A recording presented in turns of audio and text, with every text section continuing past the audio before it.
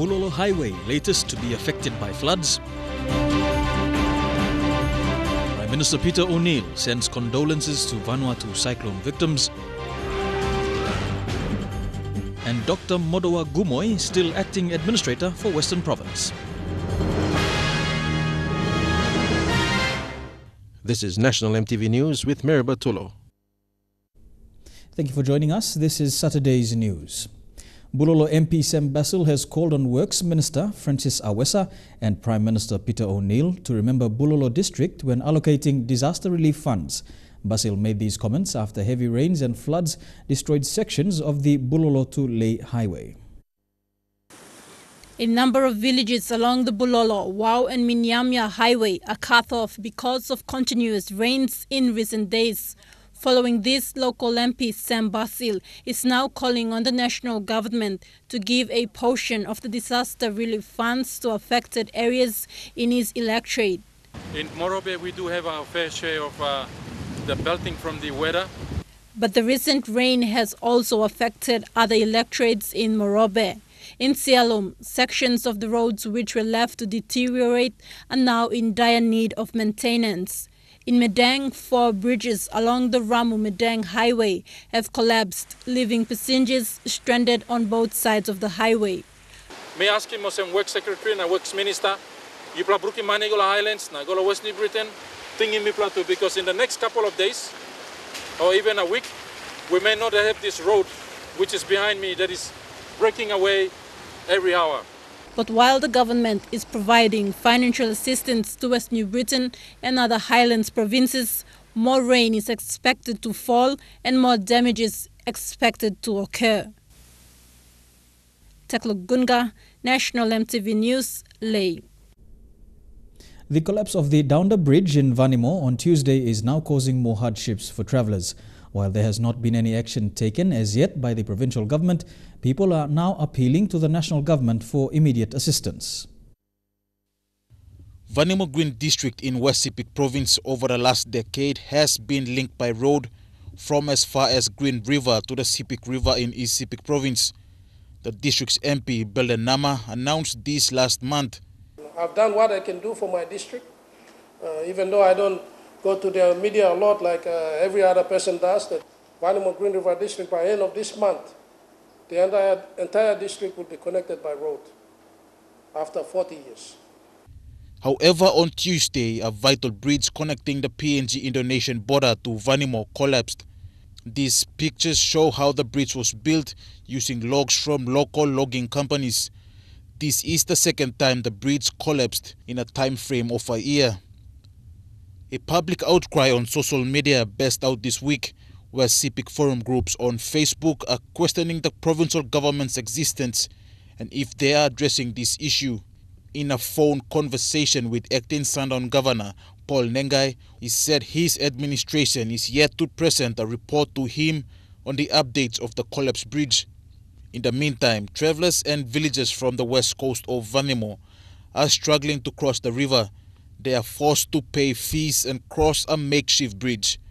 Their cry now is to the national government to build a strong permanent bridge that can withhold heavy flooding. Stanley Ove Jr., National EMTV News. West New Britain Governor Sasindran Muthuvel says the changing weather pattern should be taken seriously. He says global warming was unlikely to happen at this rate if people were kind to the environment. Governor Muthuvel wants people to stop cutting down trees and other damages caused to the environment. The West New Britain governor expressed concerns of the diminishing environment caused by humans. He says soil erosion during floods would not happen if people had care for the environment. Governor Muthuvel urged people in all communities to change their attitude towards the culture of cutting trees. The extreme, climatic change and all those things and the cutting of trees should be really stopped. And, this is time that we really need to protect our environment. He made his statements following his assessment on the recent floods in parts of West New Britain. Meanwhile, Muthuvel says comments made by the Weather Office that this weather pattern in the country is normal is not good enough. though National Weather Office have a different opinion as quoting this weather as usual. But in fact, the rain recorded in Biala, according to the report sent by the Hagi General Manager, it is almost like over 2 meters of rainfall. That is over 2,200 millimeters of rainfall. The governor also called on the national government to release relief funds for provinces affected by floods. Flood-affected provinces like Central Province and also highlands in Western Islands Province and Jivaka Province were severely affected by this flood. Similar calls were made by the National Disaster Aid Office last week. Jack Lapave Jr., National EMTV News. Prime Minister Peter O'Neill today expressed sympathy and extended condolences to the families of people who lost their lives in Vanuatu as a result of Tropical Cyclone Pam. He extended the condolences on behalf of the government and the nation of PNG to the people of Vanuatu. O'Neill said it is unclear if any Papua New Guineans were among the people killed or injured in the cyclone and is awaiting an update from the Department of Foreign Affairs. The current wet season has been destructive for many communities in the Pacific. O'Neill says Pacific leaders must discuss defensive measures against natural disasters in this year's Pacific Islands Forum. You're watching National EMTV News. The court orders Dr. Modulo Gumoi to continue as acting administrator for Western Province, and TB, still a killer in Morobe and Sialum villages, call for services. All that after the break.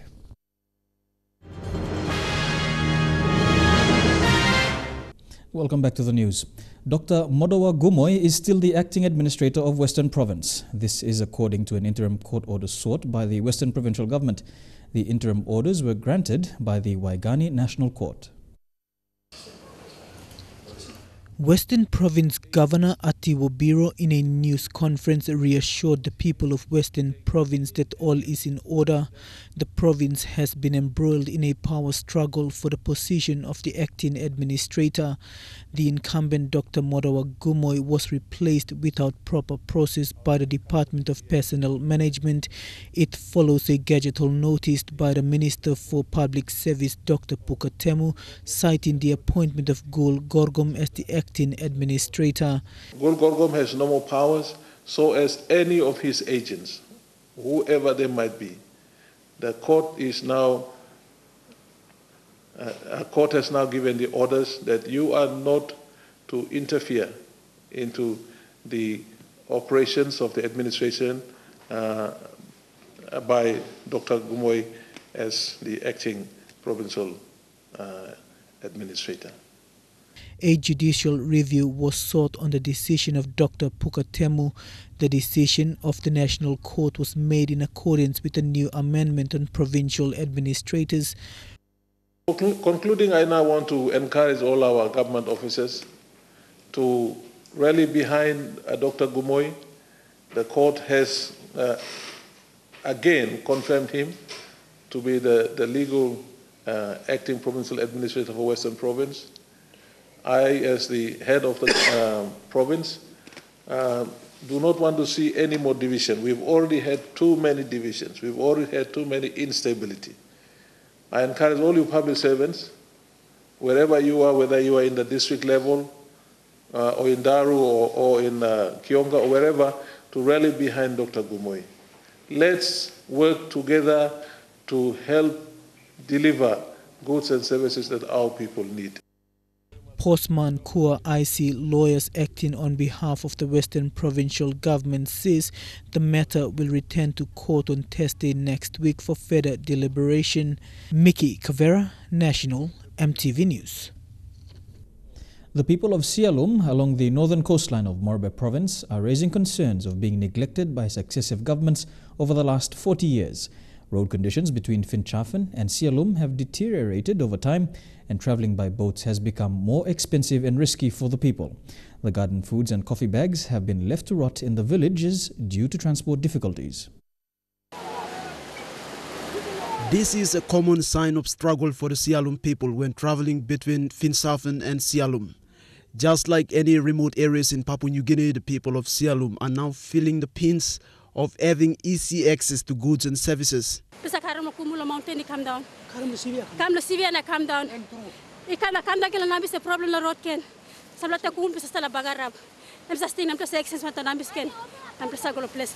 Transport difficulties have been an ongoing challenge for the people. The roads have deteriorated and the cost of transportation is also increasing. Due to climate change and rough seas, traveling by boat has become risky for them. CM si bagarap planti man merik si bagarap boat kapsay silakain si bagarap road to lo up finsa te moray na kalum blaselum planti bagarap the road. Following the liquidation of Lutheran shipping, freight costs have significantly increased. They have to struggle for 2 to 3 days to get their produces to market.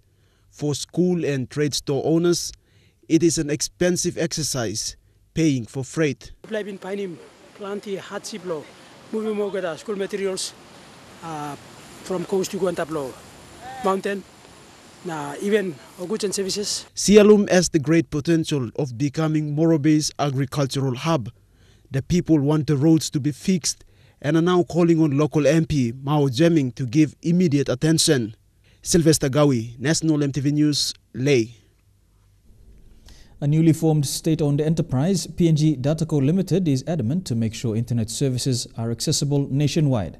The company is strategizing to link all provincial centers by fiber optic cables and rural areas by satellite in the near future. PNG Dataco will be the wholesale distributor to all internet service providers in the country. PNG Dataco Managing Director Paul Comboy says the company's strategy is to link up the main provinces using telecommunication fiber cables and rural areas through satellite in the next decade. Our strategy is to connect up the main provinces using fiber, and then later on those areas which are not accessible through satellite. Mr. Comboy says the current telecommunication infrastructures are outdated. Therefore, to cope with the current technology, Dataco is building new infrastructures. He says internet is expensive, but once they launch their fiber cables linking Madang, Leh and the islands provinces, customers can expect a reduction in cost after 2016. In mid-2016 also we'll be able to connect up the islands provinces to fiber. So this is to link up especially the north, east and west, going over to Indonesia, going over to Manus, to Kavieng. He made these announcements yesterday when signing a joint partnership with Post PNG. Post PNG will provide logistics and storage space for PNG Dataco in locations where it operates. Post PNG, we have been looking to technology also to become more efficient, provide a better service. So having Dataco locate hubs at our post offices will make it easier for us to continue with our vision and to provide our services to the people across the country. So, Quinten Alomp, National MTV News. Trukai Sports is next. I'll bring you the details after the break.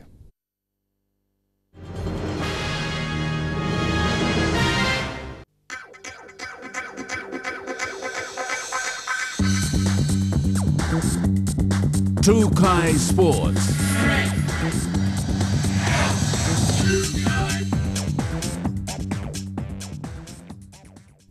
Welcome to Trukai Sports. As part of Team PNG's preparations for the 2015 Pacific Games, a coaches workshop was held today in Port Moresby. The workshop will be used for coaches to understand their roles and responsibilities and how best they can assist their athletes in preparation for the Games. Dion Kombeng files this report. Team PNG coaches from the respective sports to be staged at this year's Pacific Games were present at the National Coaches Workshop.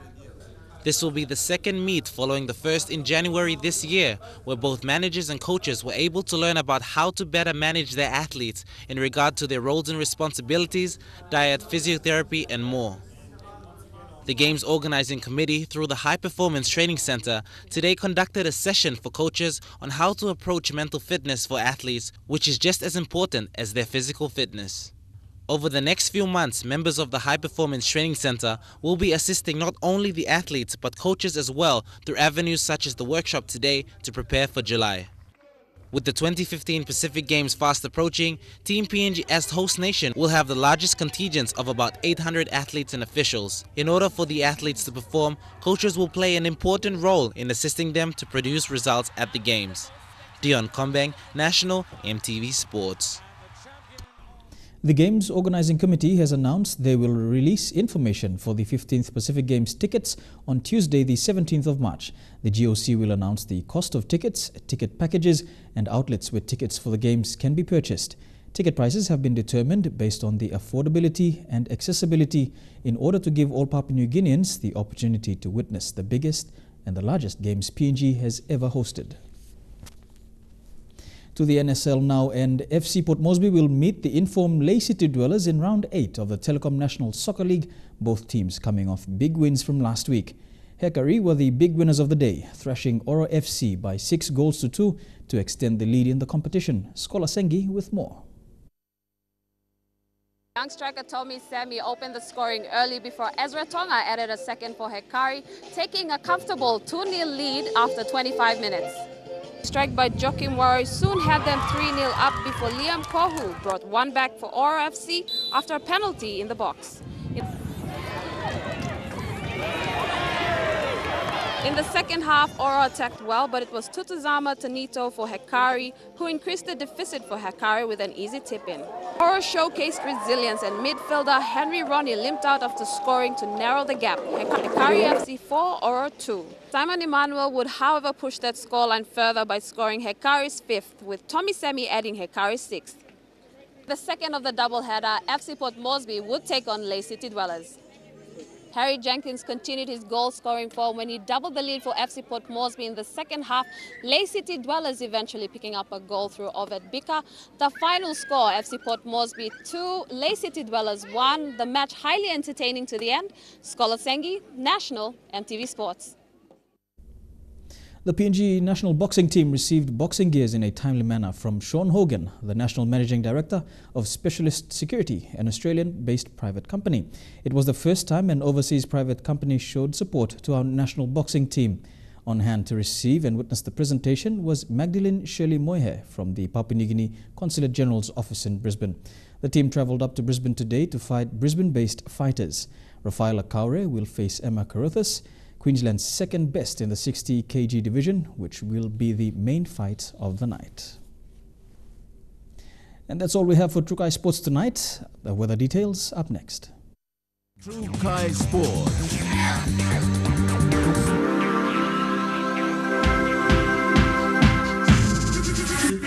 Trukai Sports.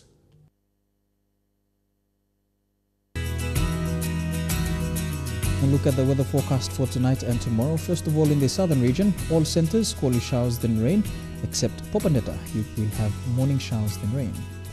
In the Momasi region, all centres, squally showers except Ley. You will have a shower or two. In the New Guinea Islands, all centres to expect squally showers. And in the Highlands region, all centres to expect brief showers with morning fog. And before we go, recapping our headlines, Bulolo MP Sam Basil calls for relief as flood hits Bulolo Highway.